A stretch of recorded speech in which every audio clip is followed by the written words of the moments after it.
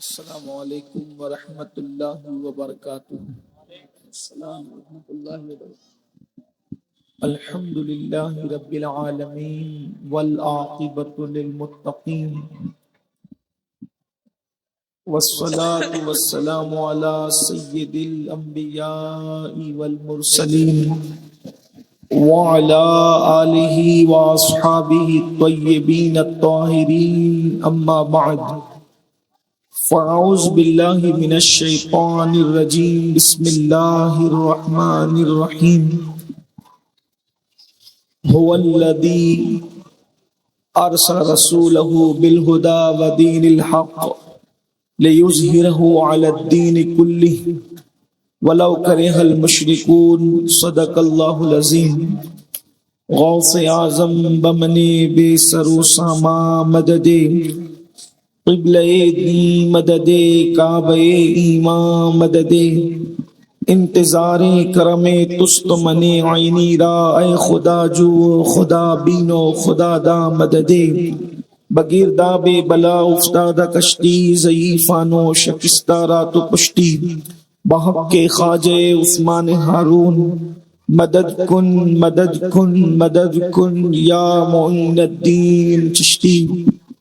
انتہائی احترام و عقیدت کے ساتھ اپنے اور ساری کائنات کے مرکز عقیدت، انیس بے کساں چارہ ساز درد منداں، ہم غریبوں کے غم گسار، ہم فقیروں کی ثروت، شہر یار ارم تاجدار حرم، نوبہار شفاعت، شب اسرا کے دولہ نوشے بزم جنت، دانائے سبل مولائے کل ختم الرسل، خسرو خوباں سیاح لا مکاں وجہ کن فکاں، در اللہ المسرور سر اللہ المخفون، عالم ما کانا وما یکون، آب و گل انبیاء جانو دل اصفیاء، مطلع ہر سعادت مقطع ہر سیادت، خلاصہ کائنات فخر موجودات، حضور مد مجتبی محمد مصطفیٰ، ارواحنا فدا صلی اللہ تعالی علیہ وآلہ وصحبہ وبارک وسلم کی بارگاہ بے کس پناہ میں جس طریقے سے پڑھاؤں بلند آواز سے میرے ساتھ مل کر پڑھیں۔ الصلاۃ والسلام علیک یا رسول اللہ، الصلاۃ والسلام علیک یا رسول اللہ، الصلاۃ والسلام علیک یا نبی اللہ، الصلاۃ والسلام علیک یا نبی اللہ، الصلاۃ والسلام علیک یا حبیب اللہ، الصلاۃ والسلام علیک یا حبیب اللہ، وعلی آلک واصحابک یا نور اللہ، وعلی آلک واصحابک یا نور اللہ، صلی اللہ تعالی علیہ وسلم۔ صلی اللہ تعالی علیہ وسلم۔ شاہ است حسین، سبحان اللہ، بادشاہ است حسین، سبحان اللہ، دین است حسین، دی پناہ است حسین، سرداد نداد دست در دست یزید، حق سبحان اللہ، آقی بنائے لا الہ است حسین، نبی سرورے ہر رسول و ولی، سبحان اللہ، نبی سرورے ہر رسول و ولی ہے، نبی راستار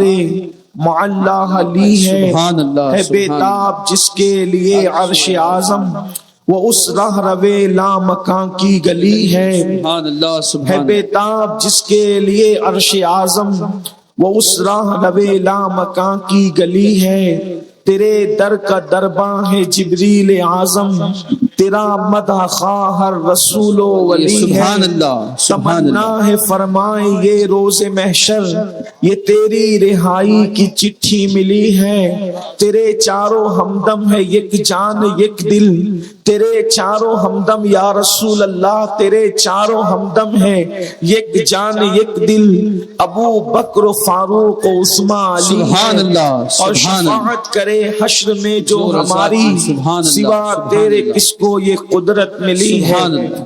الحمدللہ آج سواد اعظم اہل سنت و جماعت کی عالمگیر تحریک سنی دعوت اسلامی مالیگاؤں کے زیر انصرام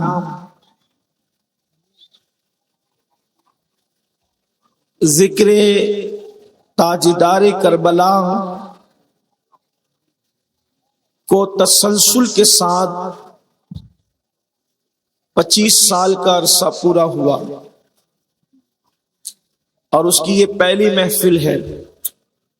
ویسے تو ذکر تاجدار کربلا کی محفلیں سنی دعوت اسلامی کے زیر اہتمام 1996 سے ہوتی ہے، لیکن اللہ ترتیب 5 روز کا یہ جو سلسلہ ہے، 5 روزہ پروگرام کو 25 سال ہو رہے ہیں۔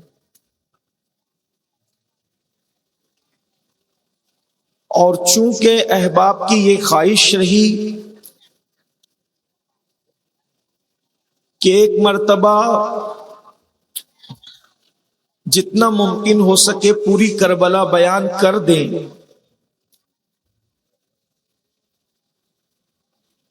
تو اس سال 25ویں سال کی نسبت سے یہ سوچا گیا کہ اللہ کی رضا شامل حال رہی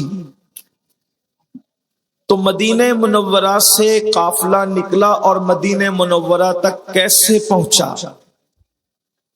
اللہ نے چاہا تو یہ بیان مکمل ہو سکے گا۔ ویسے جہاں تک میری ناقص معلومات ہے تو مجھے یوں لگتا ہے کہ دنیا تمام ہوگی مگر عنوان کربلا کبھی مکمل نہیں ہو سکے گا۔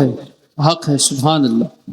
آج بطور تمہید ابتدائیہ کے حوالے سے اور سرنامے کے طور پر عنوان رکھا گیا ہے غلبہ دین میں یا غلبہ دین کے لیے اللہ کے رسول صلی اللہ علیہ وآلہ وسلم اور ان کے پاک صحابہ کی کیا قربانیاں تھیں، وہ انشاءاللہ تبارک و تعالی آج سماعت کریں گے۔ اب آپ کے کیا کسی کے ذہن میں یہ بات پیدا ہو سکتی ہے کہ کربلا کی محفل میں حضور اکرم صلی اللہ علیہ وآلہ وسلم اور اصحاب کے ذکر کی کیا حاجت ہے؟ تو آپ کو پتا ہونا چاہیے کہ جس دین کے غلبے کے لیے اصحاب نے اور ان کے قائد اور ہم سب کے قائد محمد الرسول اللہ صلی اللہ علیہ وآلہ وسلم نے جو قربانیاں دی ہے، ان قربانیوں کی تاثیر کو جب ضائع کرنے کی کوشش کی جا رہی تھی تو اس کے تحفظ کے لیے کربلا معارض وجود میں آیا۔ کربلا کا وجود مصطفیٰ جان رحمت اور اصحاب کی قربانیوں کے تحفظ کے لیے ہے۔ تو آپ اس کو پہلے سمجھیں کہ دین کتنا اہم ہے اور دین کے لیے ہمارے اسلاف کی قربانیاں کیا ہے، اس لیے کہ کہیں نہ کہیں ہم بھی اللہ کے دین کے حوالے سے کوتاہیوں کا شکار ہے، اللہ کے دین کے حوالے سے غفلت کا شکار ہے۔ تو ہمیں معلوم ہونا چاہیے کہ یہ دین کتنا اہم ہے، جس کو دین اسلام کہتے ہیں، جس کو اللہ کا دین کہتے ہیں، جس کو ہم اللہ اکبر، اللہ رب العزت کا نازل کیا ہوا مذہب کہتے ہیں، جس کے بارے میں قرآن کہتا ہے ان الدین عند اللہ الاسلام، اللہ کے نزدیک دین صرف اسلام ہے۔ روئے زمین پر اور فلک کے نیچے اتنی بڑی کائنات کے اندر ایک ہی دین ہے جس کو دین اسلام کہتے ہیں۔ باقی اور جگہ آپ کو کہانیاں ملے گی، قصے ملیں گے، گڑے ہوئی باتیں ملے گی، بے سر و پیر کی جو ہے وہ گفتگو ملے گی، لیکن حقائق اگر کہیں ہیں تو وہ صرف اور صرف اس مذہب کے اندر ہے جس کو آسمان کے رب نے، آسمانوں کے رب نے زمین پر نازل فرمایا ہے۔ اور وہ کیا ہے؟ دین ہے۔ دین اسلام کیا ہے؟ حضرت آدم دین اسلام ہی کو لے کر آئے، حضرت نوح دین اسلام ہی کو لے کر آئے، حضرت ابراہیم و اسماعیل علیہ السلام دین اسلام ہی کو لے کر آئے، حضرت یوسف کی دعوت، حضرت داؤد کی دعوت، حضرت سلیمان کی دعوت، حضرت ایوب کی دعوت، حضرت یعقوب کی دعوت، حضرت ذوالکفل کی دعوت، حضرت عزیر کی دعوت، یہ سارے انبیاء کرام کی دعوت، حضرت عیسیٰ علیہ السلام کی دعوت دین اسلام کی طرف تھی۔ نہ کوئی یہودی تھا، نہ کوئی نصرانی تھا، نہ کوئی صلی اللہ اکبر کسی اور سے تعلق رکھتا تھا۔ ہر نبی دین اسلام کا دائی تھا اور اللہ رب العزت نے اس مذہب کے غلبے کی بشارت دی ہے۔ قرآن کہتا ہے هو الذی ارسل رسولہ بالہدی ودین الحق لیظہرہ علی الدین کلہ ولو کرہ المشرکون، کہ وہ اللہ ہے جس نے دین حق لے کر اپنے نبی آخری نبی محمد الرسول اللہ کو جلوگر فرمایا۔ اور اللہ رب العزت نے ساتھ ہی ساتھ یہ غیب کی خبر بھی دے دی کہ اللہ فرماتا ہے یہ دین تمام مذاہب پر غالب ہو کر کے رہے گا، تمام ادیان پر غالب ہو کر کے رہے گا۔ مشرکین برا مناتے تو مناتے رہیں، اب آپ اندازہ کریں جس دین کو ہم مانتے ہیں، جس دین کا کلمہ ہم پڑھتے ہیں، جس آخری نبی کو ہم مانتے ہیں، جب اللہ کے رسول صلی اللہ علیہ وآلہ وسلم روئے زمین پر اس دین کو لے کر کے آئے تو اندازہ کریں پورا ماحول مخالف ہے، پورا ماحول خلاف میں ہے۔ اللہ اکبر، کعبۃ اللہ پر 360 باطل معبودوں کا قبضہ ہو چکا ہے۔ کعبۃ اللہ شریف پر کتنا وہ دردناک ماحول ہوگا، کتنا وحشتناک ماحول ہوگا، کیسے حالات ہوں گے۔ اللہ اکبر کہ کعبۃ اللہ شریف پر 360 معبودان باطل رکھے ہوئے ہیں، اور اللہ اکبر انسانوں کو دینے کی بجائے لوگ بے جان پتھروں کے نام پر، بے جان درختوں کے نام پر، بے جان معبودوں کے نام پر قربانیاں دیتے ہیں، خون بہاتے ہیں، ایک دوسرے سے لڑائی جھگڑا ان کے نام پہ کرتے ہیں۔ انسان کس قدر راستہ بھٹک چکا تھا، اور وہ بھی انسانوں میں کون؟ اللہ اکبر، کعبۃ اللہ شریف کے مجاور، کعبۃ اللہ شریف کے متولی، جن کو آل ابراہیم کہلانے میں فخر تھا، وہ لوگ توحید ابراہیم سے دور ہو چکے تھے، دین ابراہیمی سے دور ہو چکے تھے۔ آخر مشیت کو رحم آتا ہے اور اللہ تبارک و تعالی اپنے آخری نبی کو روئے زمین پر جلوگر فرماتا ہے۔ اس لیے کہ میں ابھی میلاد نہیں پڑھنا مجھے ہے، مجھے صرف آپ کے سامنے غلبہ دین میں مصطفیٰ جان رحمت اور ان کے اصحاب کی کیا قربانیاں رہی ہیں تھوڑا سا آپ کی توجہ چاہتا ہوں۔ اللہ کے حبیب علیہ السلام کو جلوگر کیا جاتا ہے، اللہ اکبر، لیکن اب یہاں سے تھوڑا سا آپ کی توجہ اس طرف بھی ہو، جس کو سب کا قائد، جس کو نبی الانبیاء، جس کو سید الانبیاء، جس کو کائنات کی خوشیوں کا مرکز، جس کو کائنات کی خوشیوں کا محور، جس کو کائنات کے دل کا سکون، جس کو کائنات کے دل کا قرار، جس کو کائنات کی آنکھوں کی ٹھنڈک، جس کو کائنات کی روح، جس کو جانے کائنات، جس کو شان کائنات، جس کو عظمت کائنات، بلکہ جس کے لیے کہا گیا لاولا کلمہ خلقت الافلاک والارضین، اگر آپ کو پیدا کرنا نہ ہوتا تو نہ ہم زمینیں پیدا کرتے نہ آسمان پیدا کرتے، بلکہ ایک مقام پر یہاں تک فرمایا اگر تمہیں پیدا کرنا نہ ہوتا تو ہم اپنی ربوبیت کا اظہار بھی نہ فرماتے۔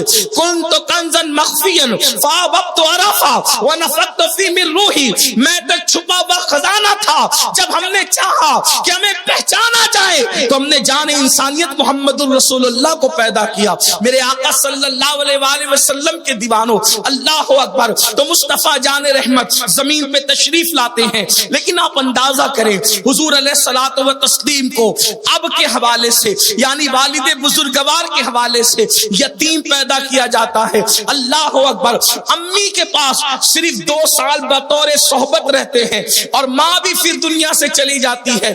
آئیے اس کی کچھ ایک ہلکی سی جھلک پیش کروں۔ آپ کو والدہ کی صحبت صرف 2 سال میسر آئی اور پھر والدہ کا وصال ہو گیا۔ دادا کی تربیت میں، دادا کے حوالے سے، پرورش کے حوالے سے دادا کے پاس آئے تو اس کے ٹھیک 2 سال کے بعد دادا بھی دنیا سے چلے جاتے ہیں۔ آپ اندازہ کریں، یتیمی پر یتیمی ہے، لیکن ہم یہ نہیں کہتے داغ یتیمی، اس لیے کہ جس کو سید المعصومین بنایا گیا ہو وہاں داغ کا کوئی تعلق نہیں ہے۔ ہم لوگوں کو داغ یتیمی نہیں بلکہ در یتیمی کہتے ہیں۔ اللہ اکبر، وہ عبداللہ اور عاملہ کا در یتیم، یتیموں کے اندر موتی ہے۔ اللہ اکبر، اور وہ ایسا موتی ہے خدا کی عزت کی قسم، صدف میں پانی کا قطرہ ان موتیوں کا، اس موتی کا تصور کرتا ہے تو خدا اسے موتی بننے کی صلاحیت عطا کر دیتا ہے۔ دندانو لبو زلفو رخ شاہ کے فدائی ہے در عدن، لال یمن مشک ختن پھول۔ اللہ اکبر، میرے اور آپ کے آقا مصطفیٰ جان رحمت صلی اللہ علیہ وآلہ وسلم 2 ماں کے حوالے سے شکم مادر میں موجود ہیں اور والد بزرگوار دنیا سے تشریف لے جاتے ہیں. حضرت سیدنا عبداللہ رضی اللہ تبارک و تعالی عنہ دنیا سے تشریف لے جاتے ہیں. شکم مادر میں صرف 2 ماہ کے ہیں. آپ کو اب سے پوچھنا چاہتا ہوں آخر محبوب کو یتیم پیدا کرنے میں حکمت کیا تھی؟ میرے ایک دوست نے اپنی ایک داستان مجھے بتائی. جب اس نے داستان بتائی تو میں اس داستان کو سننے کے بعد مسکرانے لگا. اس نے مجھے غصے سے کہا تجھے میرے درد کا اثر اس لیے نہیں ہے کہ تو اس راستے سے کبھی گزرا نہیں ہے. وہ داستان کیا تھی میں اس کا ذکر نہیں کر سکتا, لیکن اتنا ضرور ہے اس نے جب اپنی داستان سنائی میں غربت کی داستان سن کے رویا, لوگوں کی یتیمی کی داستان سن کر آنکھ میں آنسو آئے, لیکن اس کی جو داستان تھی درد دل تھا, اس کا تڑپنا تھا, بلکنا تھا, لیکن میں اس پہ مسکرا رہا تھا. وجہ یہ تھی کہ جس راستے سے وہ گزر کر بلبلا رہا تھا اس راستے میں ہم نے کبھی قدم ہی نہیں رکھا تھا. وہ راستہ کیا ہے, اس کی داستان کیا ہے, اختصار کے ساتھ حضرت سیدنا شاہ نیاز بے نیاز کے جو ہے وہ 2 مصروں کے درمیان اہل عقل اور اہل خیرت کے جہاں اشاروں کے طور پہ بتا دوں کہ بلحوث پاؤ نہ رکھیو اس راہ کے بیچ, عشق ہے یہ راہ گزرے عام نہیں. اللہ اکبر. تو میں نے کبھی اس راہ میں قدم ہی نہیں رکھا, تو اس لیے مجھے جو ہے وہ بہت ہلکی سی بات معلوم ہے. اس نے غصے سے کہا تو میرا درد اس لیے نہیں سمجھ سکتا کہ تو اس راستے سے گزرا نہیں. یقین جانے تب مجھے احساس ہوا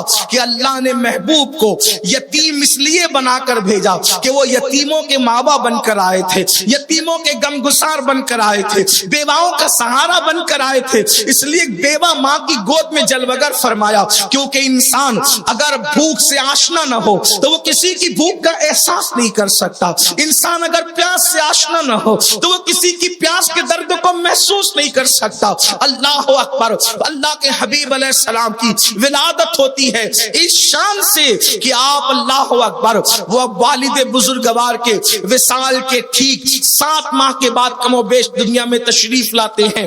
دادا چچا آپ کو پیار دیتے, محبت دیتے, ماں پیار دیتی ہے اور حلیمہ سعدیہ کے سپرد کر دیے جاتے ہیں.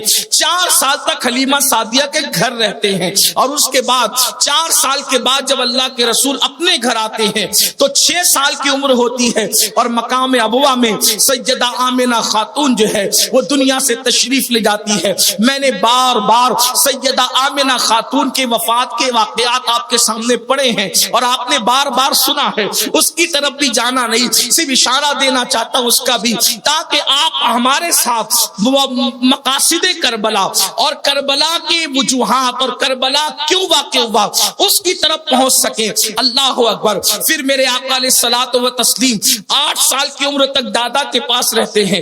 دادا بھی دنیا سے تشریف لے جاتے ہیں. کتنے جنازوں کے پیچھے اللہ کے رسول نے معصوم بچپن میں آنسو بہائے ہیں. تصور میں ہم دیکھتے ہیں مکے میں ایک جنازہ اٹھتا ہے جناب عبد المطلب کا, اور حضرت عبد المطلب کے جنازے کے پیچھے جہاں ان کے بیٹے چل رہے ہیں وہیں پر ایک معصوم 8 سال کا زار و قطار روتے ہوئے حسن کو شرماتے ہوئے چل رہا ہے. جو ہے وہ فطرت پوچھتی ہے یہ کون ہے, تو کہنے والا کہتا ہے یہ دادا کا جنازہ ہے, اور پیچھے روتے ہوئے جانے والا اللہ اکبر کوئی اور نہیں ہے بلکہ جو 2 مرتبہ یتیم ہو چکا ہے, تیسری مرتبہ یتیمی کی یادگار تازہ ہو رہی ہے. اس لیے دادا کے جنازے پیچھے رو رہا ہے. رونے والے کا نام کیا ہے؟ رونے والے کا نام محمد مصطفیٰ ہے, جس کے لبوں پر ہمیشہ تبسم رہتی ہے, جو دنیا کو مسکرانے کا شعور دینے کے لیے آیا ہے, جو دنیا کو مسکراہٹیں بانٹنے کے لیے آیا ہے, جس کی تسکی سے روتے ہوئے ہنس پڑے. اس تبسم کی عادت پہ لاکھوں سلام. اس کے بعد 8 سال کی عمر میں دادا کے وصال کے بعد مشفق و مہربان چچا حضرت ابو طالب کے سپرد کر دیے جاتے ہیں, اور پھر حضرت ابو طالب جو ہے 8 سال کی عمر سے لے کر کے شادی تک, اور شادی سے لے کر کے اللہ اکبر تقریباً کم و بیش 52 سال کی عمر تک اپنے بھتیجے کا ساتھ دیتے نظر آتے ہیں میرے آقا صلی اللہ علیہ وآلہ وسلم کے پیارے دیوانوں.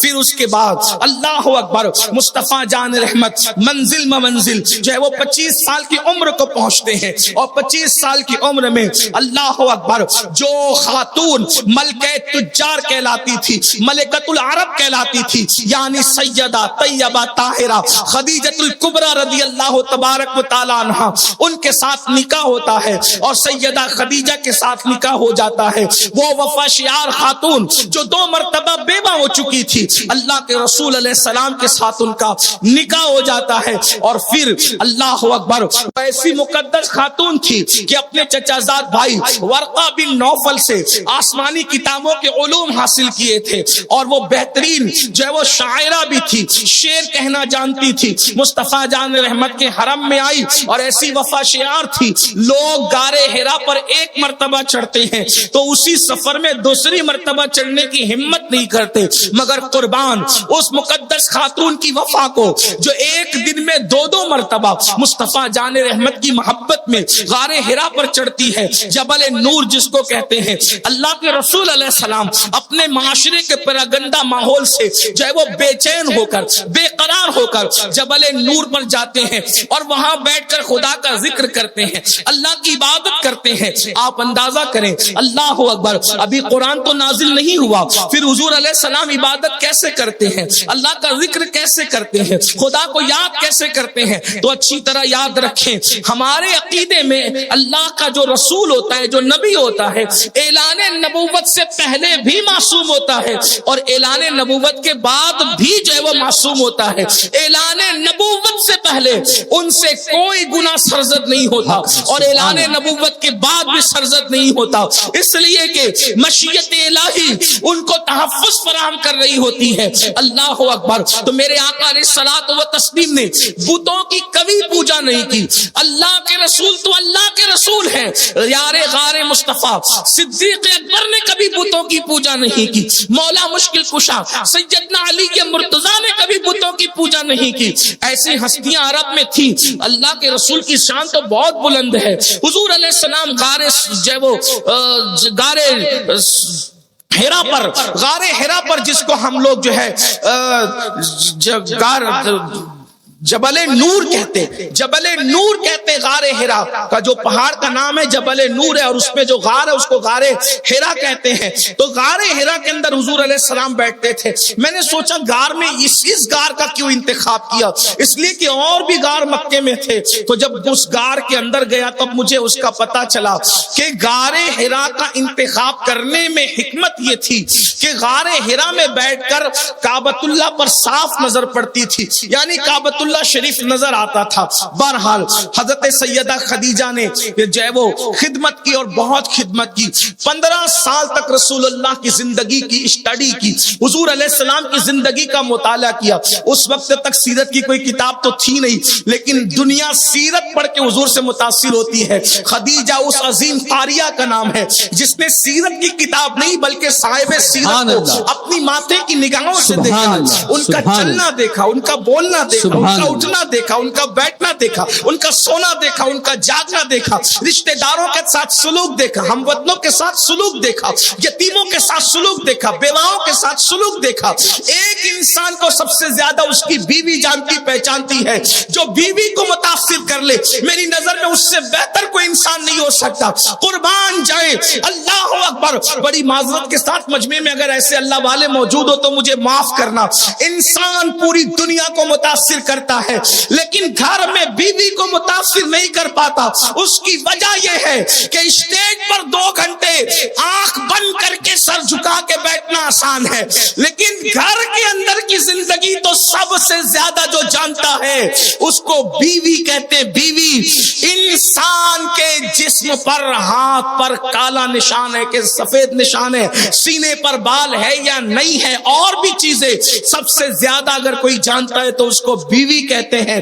قربان جائیں، یہ مصطفیٰ جان رحمت کی سیرت کا روشن ترین باب ہے کہ جب اللہ کے رسول پر پہلی وحی آتی ہے تو سب سے پہلے جو نبوت کا اقرار کرتا ہے وہ کوئی اور نہیں ہے، حضور کی زندگی کو کو 15 سال تک دیکھنے والی سیدہ خدیجہ الکبریٰ کی ذات ہے. اور سیدہ خدیجہ نے پہلی وحی کے وقت میں جو اپنی رائے کا اظہار کیا تھا، آقا علیہ السلام نے جب کہا زملونی زملونی، مجھے چادر اڑاؤ چادر اڑاؤ، تو آقا سے پوچھا کیا آپ فرما رہے ہیں، بات کیا ہے؟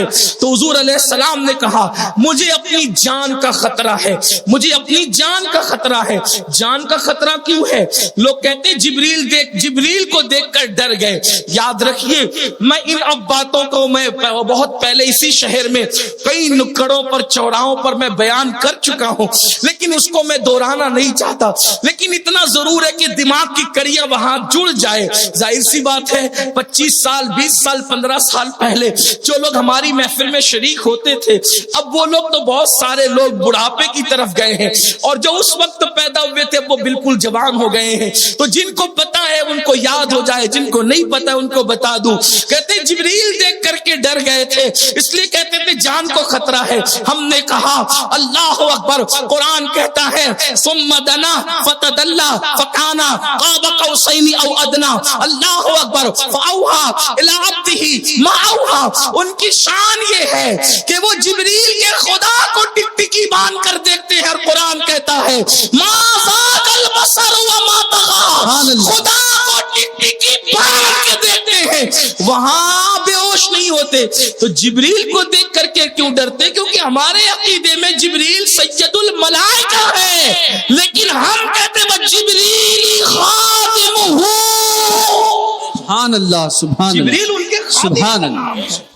جبریل ان کے خادم کا نام ہے. اور خادم کا نام کیوں نہ ہو؟ اس لیے کہ مخدوم کی سواری کی لگام تھامنے والے کو تو خادم ہی کہا جاتا ہے. اور شب معراج حضرت جبریل نے لگام تھام کر کے بتا دیا جبریل سید و سردار ملائکہ ضرور ہے، لیکن آمنہ کے لال کی خدمت کر کے بتا رہا ہے کہ جبریل خادم. سبحان اللہ سبحان اللہ.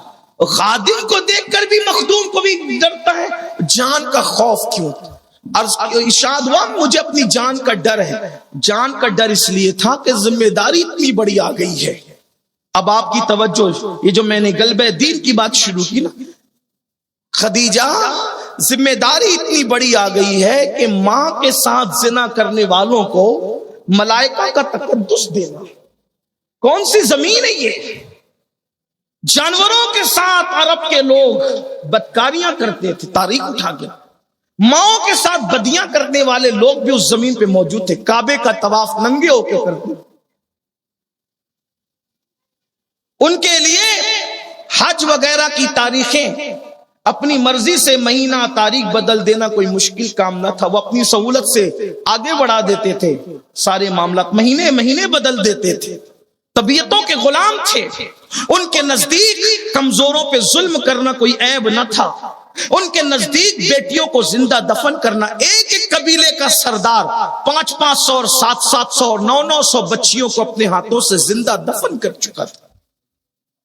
آج جا کر کے ڈھونڈو اس پرفتن دور میں بھی کہ کوئی ہے ایسا جس نے 900 بچیاں 500 اور 700 بچیاں اپنے ہاتھوں سے دفن کی ہے.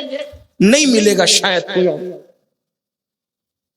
دنیا کے آج کے دہشت گرد جن کی اسلام مذمت کرتا ہے، ہم مذمت کرتے ہیں، ہمارے علماء ان کے خلاف تقریریں کرتے ہیں، لیکن آج کا دہشت گرد دوسروں کے بچوں کو قتل کرتا ہے اپنے بچوں کی خوشی کے لیے.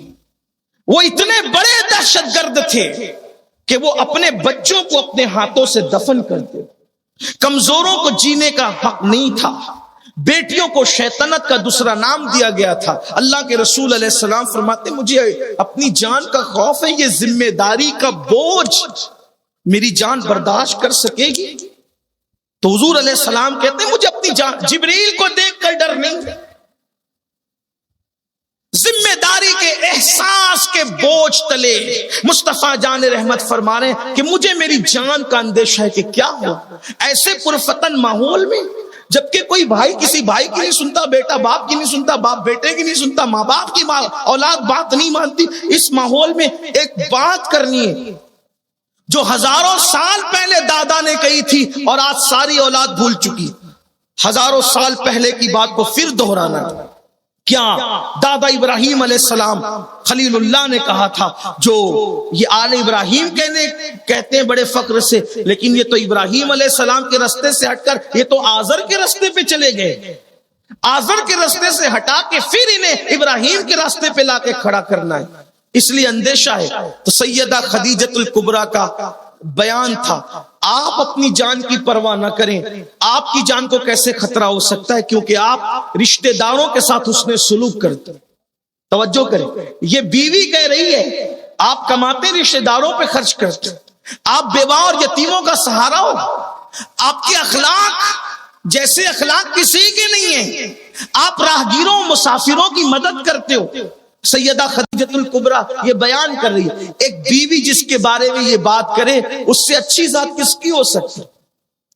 لوگوں کو رسول اللہ کی ذات پر بولنے سے پہلے کم از کم حضور علیہ السلام کی زندگی کو پوری دیانتداری کے ساتھ پڑھنا چاہیے، اس لیے کہ اللہ کی زمین کے اوپر ان جیسا اچھا کوئی پیدا نہیں ہوا، اور اتنا اچھا کوئی پیدا ہو بھی نہیں سکتا۔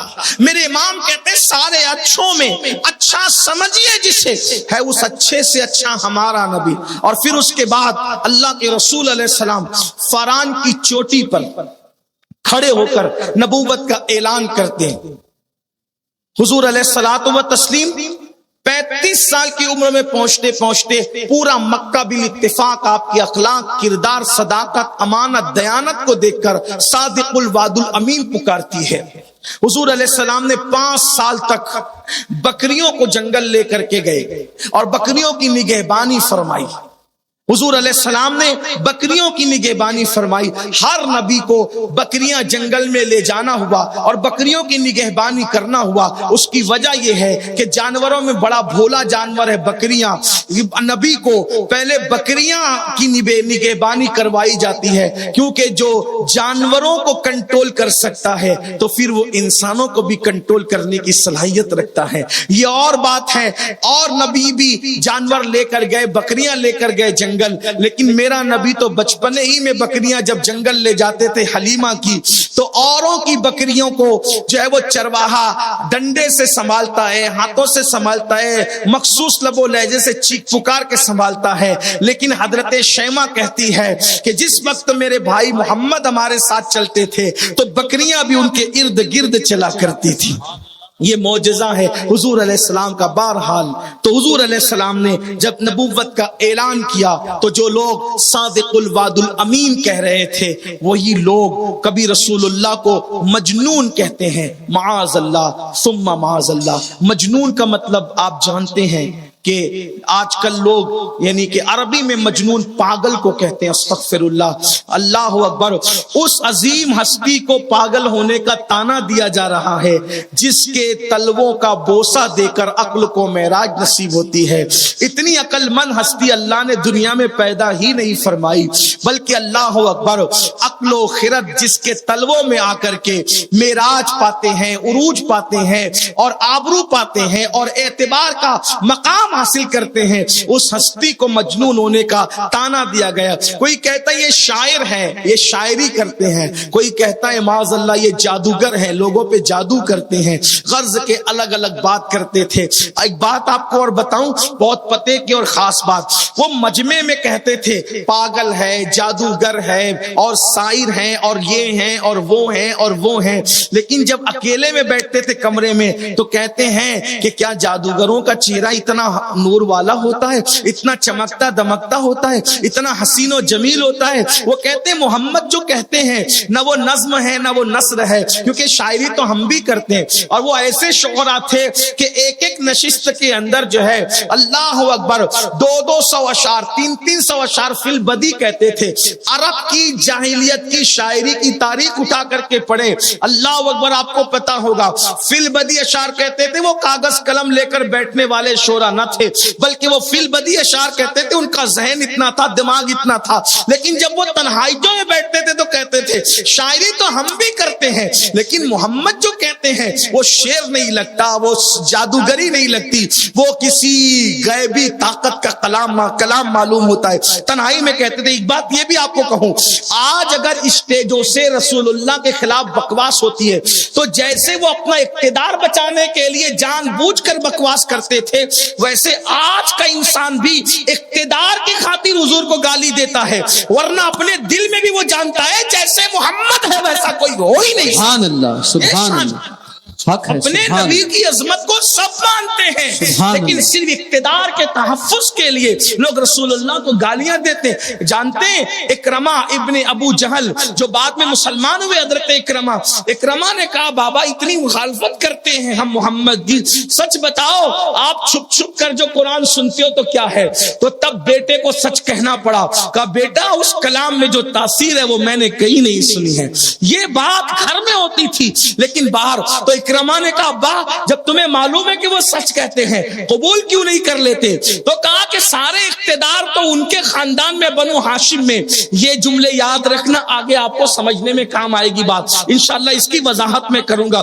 بنو ہاشم کیا ہے، قریش کیا ہے، عبد مناف کیا ہے، اسی طریقے سے بنو امیہ کیا ہے، بنو ثقیف کیا ہے، یہ آگے چل کر کے کچھ قبیلے پر باتیں ممکن ہو سکتی ہے، اس لیے آپ کو آج کی گفتگو ذہن میں رکھنا ہوگا۔ تو کہا کہ سارے اقتدار تو بنو ہاشم کے پاس ہے، ہمارے پاس تو کچھ ہے، ہمارے پاس تو کچھ ہی ہے، اگر ہم جو ہے وہ ان کو نبی مان لے تو پھر ہماری سرداری چلی جائے گی، غلامی کرنی پڑے گی، بنو ہاشم کا احترام کرنا پڑے گا، اور پھر اس نے قبول کرنے سے انکار کیا۔ یاد رکھنا اسلام کی حقانیت کو سب پتا، سب جانتے ہیں کہ محمد الرسول اللہ کی شان کیا ہے، قرآن زندہ کتاب ہے، کلام الہی ہے، لیکن آج صرف اس لیے اسلام کے خلاف بول لیتے ہیں کہ ان کی کرسیاں گرم ہو جاتی ہیں، ان کو کچھ اقتدار مل جاتا ہے، ان کو کچھ مقام مل جاتا ہے، ان کو کچھ مرتبے مل جاتے ہیں، مگر یاد رکھنا دنیا 2 دن کی ہے۔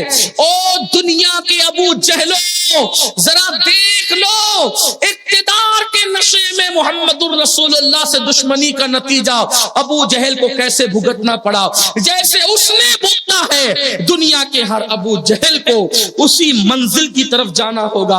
اور اگر حقیقی عزت چاہتے ہو تو صدیق و فاروق نے خاندانی وجاہت نہیں دیکھی، محمد الرسول اللہ کی سچی غلامی کی، اس غلامی کا نتیجہ ہے کہ آج بھی صدیق و فاروق کا نام اس وقت تک اللہ اکبر خطیب منبر سے نیچے نہیں اترتا جب تک کہ ان بزرگوں کا نام احترام سے نہیں لے لیتا، اور خطبے میں ان کے نام نہیں پڑے جاتے۔ کہاں ہے وہ بڑے بڑے سردار کہلانے والے؟ ان کی اوقات نہیں، ختم ہو گئے، قبروں کے نشان مٹ گئے، لیکن صدیق و فاروق، عثمان غنی، مولا علی، اللہ اکبر، ان کے نام آج بھی زندہ ہیں۔ صرف نام نہیں زندہ بلکہ واللہ ایک بات بتاؤں، دنیا میں کسی قبر کی اتنی زیارت نہیں کی جاتی جتنا امتیوں میں صدیق و فاروق کے مزار کی زیارت کی جاتی ہے۔ سبحان اللہ، وجہ کیونکہ وہ رسول اللہ کے پہلو میں سو رہے ہیں،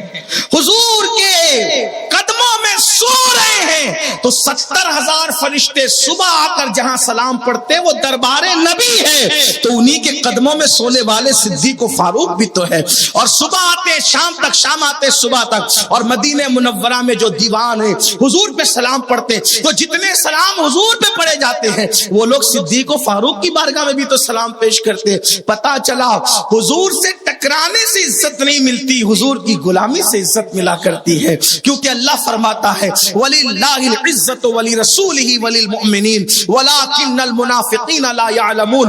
عزت تو اللہ کے لیے، عزت اللہ کے رسول کے لیے، اور عزت تو رسول اللہ کے غلاموں کے لیے ہے، منافقین کو اس کا علم نہیں۔ اس لیے میں آپ سے بھی کہتا ہوں، گفتگو آگے بڑھانے سے پہلے آپ سے بھی کہتا ہوں، مسلمانوں، مسلمان ہونے میں سبکی اور شرمندگی محسوس نہ کرو، فخر سے کہو میں مسلمان ہوں، فخر سے کہو میں محمد عربی کا غلام ہوں، فخر سے کہو قرآن اللہ کی کتاب ہے، فخر سے کہو اسلام میرا دین ہے۔ شرمندگی محسوس مت کرو، ریلوے اسٹیشن پہ رہو، ٹرینوں میں رہو، پلینوں میں رہو، ایئرپورٹ میں رہو، اپنے مذہب سے کبھی بغاوت نہ کرو۔ اگر پانی پینے کا وقت آئے تو یہ مت سوچنا کہ ایئرپورٹ پہ پانی پی رہا ہوں، بیٹھ کے پیوں گا تو لوگ کیا سوچیں گے، یہ مت سوچنا۔ اگر داڑھی رکھ کر کے سفر کروں گا تو لوگ کیا سوچیں گے؟ یاد رکھنا عزت اللہ نے ان کے لیے رکھی ہے جو صدق دل سے محمد الرسول اللہ صلی اللہ علیہ وسلم کی غلامی کرتے ہیں۔ آج مسلمانوں کی ذلت کی وجہ، مسلمانوں کی رسوائی کی وجہ، مسلمانوں کی تباہی کی وجہ، مسلمانوں کی بربادی کی وجہ یہ نہیں ہے کہ وہ مسلمان ہے، بلکہ یہ ہے کہ وہ سچے طور پر مسلمان نہیں ہے۔ مسلمان بھی ہے، شراب بھی پیتا ہے، مسلمان بھی ہے، زنا کے اڈوں پہ بھی جاتا ہے، مسلمان بھی ہے، پڑوسیوں پہ ظلم بھی کرتا ہے، مسلمان بھی ہے، بہنوں کا حق نہیں دیتا، مسلمان بھی ہے، ماں باپ کو ستاتا بھی ہے، مسلمان بھی ہے، مسجدوں کو ویران بھی کرتا ہے، مسلمان بھی ہے، عورتوں پہ پاپ کی نظر بھی ڈالتا ہے، مسلمان بھی ہے، کانوں میں ایئر فون لگا کے گانے بھی سنتا ہے، مسلمان بھی ہے، رسول اللہ کی سنتوں کی مخالفت بھی کرتا ہے، مسلمان بھی ہے، سید الایام جمعہ کے دن عید المومنین میں داڑھی مڈا کر کے گٹروں میں پھینکواتا بھی ہے، مسلمان بھی ہے، اسلام پر عمل کرنے میں شرم کرتا ہے، مسلمان بھی ہے، 3 گھنٹے ہوٹل میں بیٹھنے میں کوئی بوریت نہیں ہوتی، لیکن 30 منٹ اگر مسجد میں بیٹھ جائے اس کو ایسا لگتا ہے آئندہ ہفتے مسجد بدلنا پڑے گی، امام صاحب بیان جمعہ کا لمبا کر دیتے ہیں۔ آپ سے پوچھنا چاہتا ہوں مسلمانوں، یاد رکھو ہم مسلمان ہونے کی وجہ سے ذلیل نہیں ہیں، بلکہ مکمل اور کامل اور سچے مسلمان نہیں بن سکے اس لیے ذلیل ہے۔ خدا کی عزت کی قسم، جس دن مسلمان سچا مسلمان بن جائے گا، ویسا مسلمان جیسا محمد الرسول اللہ بنانے کے لیے آئے تھے، تو اس کی شان یہ ہوگی زمین پہ رہے گا تو لوگ تعظیم کریں گے، اور زمین کے اندر جائے گا تو نکیرین تعظیم کرتے نظر آئیں گے۔ امام کہتے ہیں نکیرین کرتے ہیں تعظیم میری، فدا ہو کے تجھ پہ یہ عزت ملی ہے، خاک ہو کر قبر میں آرام سے سونا ملا، خاک ہو کر عشق میں آرام سے سونا ملا، جان کی اکسیر ہے الفت رسول اللہ کی، اے عشق تیرے صدقے جلنے سے چھٹے سستے، جو آگ بجھا دے گی وہ آگ لگائی ہے۔ اللہ اکبر۔ میرے آقا علیہ السلام کے پیارے دیوانوں، تو عرض یہ کر رہا تھا، وہ اچھی طرح جانتے تھے، صادق الوعد الامین کہتے تھے، لیکن جب نبوت کا اعلان کیا گیا اب ستانے کا سلسلہ شروع ہوا۔ کیسے؟ ابو لہب نام کا ایک شخص جو رشتے میں چچا ہونے کا دعویٰ بھی کرتا تھا اور اللہ کے رسول علیہ السلام سے دشمنی بھی کرتا تھا۔ حضور علیہ السلام کی 2 شہزادیاں، حضور علیہ السلام کی 2 شہزادیاں ام کلثوم اور رقیہ اس کی بہویں تھیں۔ حضور علیہ السلام کی 2 شہزادیاں اس کے 2 بیٹوں کے نکاح میں تھی۔ ابو لہب چچا بھی ہونے کا دعویٰ بھی کرتا تھا، اور اس کی بیوی ام جمیل، اس کی بیوی، اللہ اکبر، اس کا حال یہ تھا معاذ اللہ کہ وہ جنگلوں سے کانٹے بھر بھر کر اٹھا کر لاتی اور حضور علیہ السلام کے دروازے اور راستے میں بکھیر دیتی، گندگی اور غلاظت لائی جاتی حضور علیہ السلام۔ اور یہ کب ہوا؟ اعلان نبوت سے پہلے نہیں، اعلان نبوت کے بعد۔ اللہ کے رسول کی تمنا ہے جس دین کے غلبے کے لیے بھیجا گیا ہے میرے آقا علیہ السلام کو، وہ دین دنیا میں پھیلائے۔ حضور علیہ السلام کا ٹارگٹ صرف مکہ نہیں تھا، اللہ کے رسول علیہ السلام کی تمنا یہ تھی شرق سے لے کے غرب تک اللہ کا پیغام پہنچانا ہے، شمال سے لے کے جنوب تک اللہ کا پیغام پہنچانا ہے۔ مالیگاؤں والوں اور دیہات میں بسنے والے جو جہاں اپنے شہر میں گاؤں میں بیٹھ کر کے سن رہے، انہیں پتا ہونا چاہیے یہ جو 5 وقت کی اذانیں وقت پر تمہارے گاؤں میں، دیہات میں، شہروں میں بلند ہوتی ہے، یہ یوں ہی نہیں ہو رہی ہے، یہ اللہ کے رسول علیہ السلام ان کے آل و اصحاب کی محنت کا نتیجہ ہے۔ یہ جو قرآن ہر گھر میں طاق میں رکھا ہوا ہے، اس قرآن کو یہاں تک پہنچنے میں اور پہنچانے میں کتنی محنت کی آمنہ کے لال نے، ان کی آل اور ان کے اصحاب نے۔ تھوڑا محسوس کریں، تھوڑا دھیان دیں۔ ابو لہب کے 2 بیٹوں کے نکاح میں ام کلثوم اور رقیہ حضور کی 2 شہزادیاں تھیں، یعنی ابو لہب کے بیٹے اس اعتبار سے رشتے میں رسول اللہ کے اس وقت داماد لگا کرتے تھے۔ ابو لہب کی بیوی غلاظت، کانٹے حضور کے راستے میں بچھاتی، حضور علیہ السلام ہٹاتے، اچھا صرف ہٹا کے نکل نہیں جاتے بلکہ وہ کانٹے اپنے راستے سے صرف نہیں ہٹاتے بلکہ مکمل ہٹا کر کے اس کو کنارے پر ڈالتے کہ مجھے تو نہ چبھے لیکن میرے علاوہ کسی اور کو بھی نہ چبھے۔ یہ حضور علیہ السلام کا اسوہ ہے۔ اللہ کے رسول علیہ السلام کو مارا جاتا ہے، حضور کو پتھر برسائے جاتے ہیں. آئیے اگر حضور علیہ السلام سے محبت ہے، آپ سوچتے ہوں گے امام کو ساری دنیا منع کر رہی ہے، یہی کہتے ہیں نا لوگ، سب منع کر رہے تھے حسین نہ جاؤ، حسین نہ جاؤ، حسین نہ جاؤ. اور کچھ لوگ بڑھ چڑھ کر یہ بھی کہتے ہیں وہ ضدی تھے نکل گئے. میں نے کہا ضدی نہیں تھے، تجھے سیرت النبی نہیں پتا. ان کے نانا کی یہ خدمات، محنتیں، ان کے نانا کی قربانی ان کو تڑپا رہی تھی کہ میرے نانا نے جو محنت کی ہے 23 سال تک، اس محنت پہ پانی پھرنے والا ہے. کیا محنت ہے، اس محنت کو اب میں بیان کرنے لگا ہوں، تب سمجھ میں آئے گا سب منع کر رہے تھے، حسین کیوں نکل رہے تھے. وجہ، اور لوگ رخصت پہ عمل کر رہے تھے. ان کے بارے میں اہل سنت کچھ بکتے ہی نہیں، کچھ نہیں کہتے کیونکہ ادب کرتے ہیں. ان کا عمل رخصت پہ تھا. لیکن ایک بات بتاؤں، وہ سب لوگ قابل تعظیم ہے جو امام حسین کو روک رہے تھے محبت میں. اس لیے نہیں روک رہے تھے کہ امام حسین غلط راستے جا رہے ہیں، محبت سے روک رہے تھے کہ جاؤ گے تو شہید ہو جاؤ گے. لیکن اتنا ضرور ہے کہ جب کسی پیر کی محنت پر کوئی سوالیہ نشان کھڑا ہوتا ہے تو ہر مرید تڑپتا ہے، لیکن مرید سے زیادہ جو تڑپتا ہے وہ اس کا سجادہ نشین ہوتا ہے، کیونکہ وہ بیٹا بھی ہوتا ہے، وہ اولاد بھی ہوتا ہے. باپ کی محنتوں کا جتنا درد اولاد کو ہوگا اتنا مریدین کو نہیں ہو سکتا. درد میں وہ بھی تڑپیں گے، درد میں. اور اکابرین صحابہ اٹھ چکے تھے، اور جو لوگ تھے، وہ جو صحابہ تھے، وہ لوگ بھی امام حسین کی تائید میں تھے.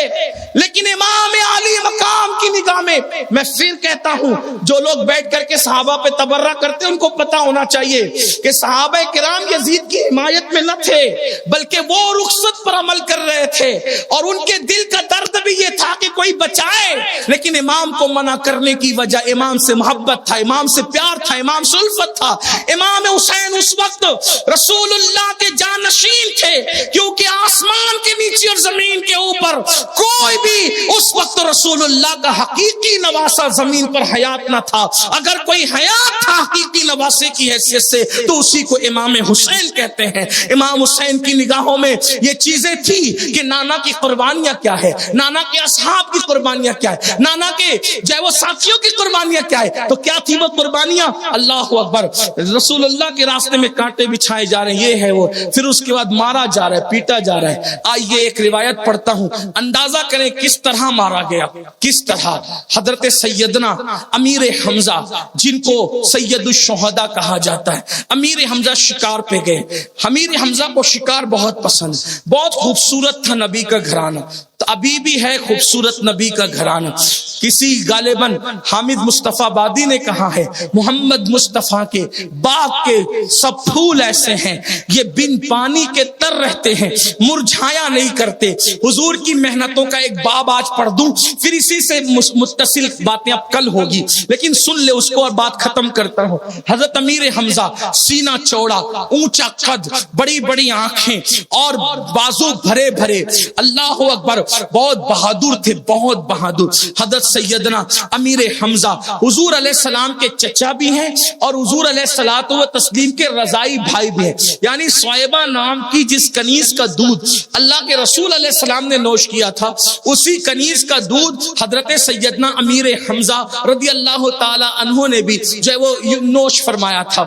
امیر حمزہ کو شکار بہت پسند تھا، شکار پر گئے ہوئے ہیں، اور جب شکار سے واپس آئے ہیں تقریباً 3 دن کے بعد آئے ہیں، تو اس آنے کے بعد ان 3 دنوں کے بیچ واقعہ یہ ہوا کہ اللہ کے رسول صلی اللہ علیہ وآلہ وسلم جب وہ تشریف لے جانے اللہ کے حرم سے، اللہ پاک کے حرم سے مقبرہ کی طرف تشریف لے جا رہے ہیں. سیرت نگار لکھتے ہیں حضور علیہ السلام کو اکیلے اور تنہا دیکھ کر ابو جہل اور اس کے کچھ گنڈے وہ حضور علیہ السلام کو چاروں طرف سے گھیر لیتے ہیں. حضور علیہ السلام اس وقت مکے میں، جب حضور علیہ السلام کی دعوت چند ہی لوگوں نے قبول کی تھی، آقا علیہ السلام فرمایا کرتے تھے اس وقت بھی کہ لوگوں کلمہ پڑھ لو، قولوا لا الہ الا اللہ تفلحوا، کلمہ پڑھو کامیاب ہو جاؤ گے۔ یہ بھی فرماتے ہیں میرے آقا کہ تم کو شام اور ایران کی حکومت ملے گی، تم کو آخرت میں جنت ملے گی۔ وہ لوگ مذاق اڑاتے تھے، چند لوگ ہیں جو اون کے کپڑے پہنتے ہیں، ٹاٹ کی چادریں لپیٹتے ہیں، چند غلام ان کی اتباع کرتے ہیں، اور یہ شام اور عراق کی حکومت، شام اور ایران کی حکومت کو زیر کرنے کی بات کرتے ہیں۔ چاروں طرف سے حضور علیہ السلام کو گھیرا، اتنا مارا حضور علیہ الصلوۃ والتسلیم پر، اتنے پتھر برسائے کہ سر پھٹ گیا، پورا وجود خون میں نہا گیا، پورا وجود لہو لہان ہو گیا۔ اللہ اکبر، اللہ کے حبیب علیہ السلام کو اللہ اتنا مارا گیا، اللہ اکبر، کلیجہ کانپتا ہے، اے کاش میری قوم کو رسول اللہ کے چاند کے 2 ٹکڑے کرنا تو یاد ہے، لیکن رسول اللہ کا سر انور زخموں سے پھٹ جایا کرتا تھا، خون رستا تھا، پورا وجود خون میں نہا جاتا تھا، جبے خون سے تر ہو جاتے تھے، نالین خون میں بھر جاتی تھی۔ مسلمانوں، یہ ضرور کہوں گا، اگر اپنے نبی سے سچا عشق ہے تو دین کو پیٹ کے پیچھے ڈالنے سے پہلے کبھی یہ سوچو تو صحیح، یہ دین ہمارے گھر تک پہنچنے میں حضور کی محنتیں کتنی ہیں، آل و اصحاب کی محنتیں کتنی ہیں۔ اللہ اکبر، حضور علیہ الصلوۃ والتسلیم بوجھل قدموں سے گھر کی طرف لوٹے ہیں، اللہ اکبر، گھر کی طرف لوٹے ہیں۔ یہ منظر حضرت سیدنا امیر حمزہ کی بیوی نے دیکھا، اور جیسے ہی امیر حمزہ گھر آئے کہا جلدی سے کھانا لاؤ، 3 دن کا بھوکا ہوں، کھانا رکھو۔ تو اس وقت بیوی نے کہا اے کاش اے حمزہ اس وقت عبداللہ حیات ہوتے تو کتنا اچھا ہوتا۔ حمزہ نے کہا ایسا کیوں کہہ رہی ہو؟ کہا یتیم بھتیجوں کا بھی تو کوئی تم پر حق ہے، عبداللہ کے در یتیم کو ایسا مارا پیٹا جا رہا ہے کہ سر پھٹتا ہے، وجود لہو لہان ہوتا ہے، اور تمہیں شکار کی پڑی ہوئی ہے، تم شکار میں مبتلا ہو۔ آج عبداللہ ہوتے تو یہ دکھ برداشت کرتے، یہ تکلیف برداشت کرتے۔ سوچو کیا ہے، ابو جہل نے آپ کے بھتیجے کو اتنا مارا، سر پھٹ گیا، کعبے کی دیوار سے ان کا سر ٹکرایا اور ان کو لہو لہان کیا، ان پہ پتھر برسائے، اس کے گنڈوں نے مارا ہے۔ محمد الرسول محمد عربی کو ابھی تک حمزہ ایمان نہیں لائے تھے، اسلام قبول نہیں کیے تھے۔ جب سنا تو کہا ابو طالب کہاں تھے؟ تو کہا کہ وہ بکریاں لے کر جنگل گئے تھے۔ عباس کہاں چلے گئے تھے؟ کہا عباس کو جو ہے وہ اس کی خبر ہی نہیں تھی، عباس کے نہیں پتا کہاں تھے، اور حضرت ابو طالب جنگل میں تھے، اور پھر تم بھی تمہارا بھی پتا نہیں تھا۔ اس کا اس نے فائدہ اٹھایا۔ حضرت حمزہ نے کہا حرام ہے مجھ پر کھانا جب تک کہ میں اپنے بھتیجے کا بدلہ نہ لے لوں۔ گھر گئے، کہاں ہے محمد عربی؟ ایمان نہیں لائے تھے، کہاں ہے محمد عربی؟ یہاں نہیں ہے، وہاں گئے، وہاں نہیں ہے، وہاں گئے، وہاں نہیں۔ کسی نے کہا حرم کعبہ میں ہے۔ حضور علیہ السلام کے سر کو چوٹ آئی تھی اور سر پہ پٹی بندھی تھی، حضور سر جھکا کے اور ہاتھ سر پہ رکھ کر، زخموں پہ ہاتھ رکھ کر کے بیٹھے تھے۔ مسلمانوں، ہم نے اپنے نبی کی خدمت کی، وہ پرواہ نہ کی۔ اگر کاش ہم سوچتے، ہمیں باپ کی محنتوں کا احساس تو ہونا بھی چاہیے، لیکن رسول پاک کی محنتوں کا احساس نہیں۔ یہ قوم زنا، شراب اور جوؤں کے اڈوں پہ کبھی نہیں جاتی۔ اگر اس قوم کو یہ پتا ہوتا کہ غلبہ دین کے لیے اللہ کے رسول کی محنتیں کیا تھی۔ جس وقت حمزہ آئے کہا السلام علیکم، جب سلام کیا اللہ کے رسول علیہ السلام کو، سر اٹھا کر کے دیکھا، چچا کی طرف نظر ڈالی، کہا میرے بھتیجے کیا ہوا آپ کو؟ میرے آقا نے فرمایا جاؤ چچا، یتیموں کا کوئی نہیں ہوتا۔ حضور علیہ السلام کا یہ جملہ اس تیور میں نکلا، حمزہ کے دل پر تیر کی طرح جا کر کے لگا۔ جاؤ چچا، یتیموں کا کوئی نہیں ہوتا، جاؤ۔ اتنا سننا تھا، میرے بھتیجے میری جان کیا کہہ رہے ہو؟ بتاؤ تم کو کس نے مارا؟ واللہ میں نے اپنے اوپر کھانا پینا حرام کر لیا ہے جب تک ابو جہل سے بدلہ نہ لے لوں۔ میرے آقا نے فرمایا چچا میں دشمنوں سے بدلہ لینے پہ خوش نہیں ہوتا، میری خوشی چاہتے ہو؟ ہاں آج آپ جو کہیں گے مانوں گا آپ کی خوشی کے لیے، میری جان بتاؤ آپ کیسے خوش ہو سکتے ہیں؟ کہا کہ اللہ کی خوشی میں میری خوشی ہے، پڑھو لا الہ الا اللہ محمد الرسول اللہ اور اسلام میں داخل ہو جاؤ، چھوڑ دو بتوں کو، میں خوش ہو جاؤں گا۔ کہا میری جان میرے بھتیجے اگر تیری خوشی اسی میں ہے تو پھر تیرا چچا پڑھتا ہے لا الہ الا اللہ محمد الرسول اللہ۔ حضرت حمزہ جیسا جیالہ اور بہادر مسلمان ہوئے اور اس کے بعد کہا اچھا مجھے اجازت دو میں ملوں گا آپ سے۔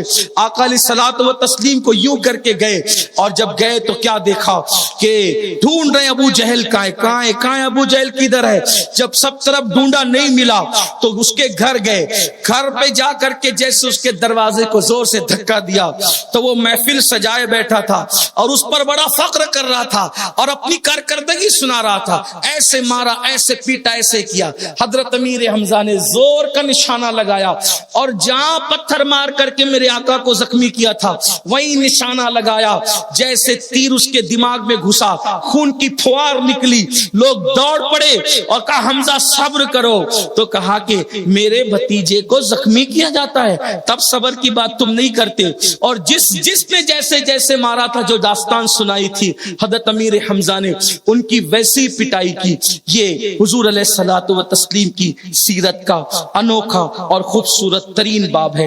اس کے آگے حضور علیہ السلام کی محنتیں مزید کیا ہے غلبہ دین کے لیے اور اصحاب کی، کل انشاءاللہ ہم گولڈن نگر میں بیان کریں گے۔ آپ سے گزارش ہے دوست و احباب کے ساتھ آپ تشریف لائیں، انشاءاللہ آپ کی معلومات میں اضافہ ہوگا اور کربلا کا صحیح فلسفہ آپ کو پتہ چلے گا۔ یہ کڑیاں جب کربلا سے جڑے گی تو آپ کو احساس ہوگا کہ مصطفیٰ جان رحمت کی محنتوں کے کن احساس نے امام حسین کو کربلا تک پہنچایا۔ انشاءاللہ آپ کو اس کا خیال رہے گا۔ اللہ تعالیٰ مجھے توفیق دے، آپ کو توفیق دے، عمل کا جذبہ صادق عطا فرمائے۔ گفتگو کے درمیان کوئی غلطی ہو تو اللہ تعالیٰ معاف کرے۔ استغفر اللہ ربی ان ربی لغفور الرحیم وما علینا الا البلاغ۔ السلام علیکم۔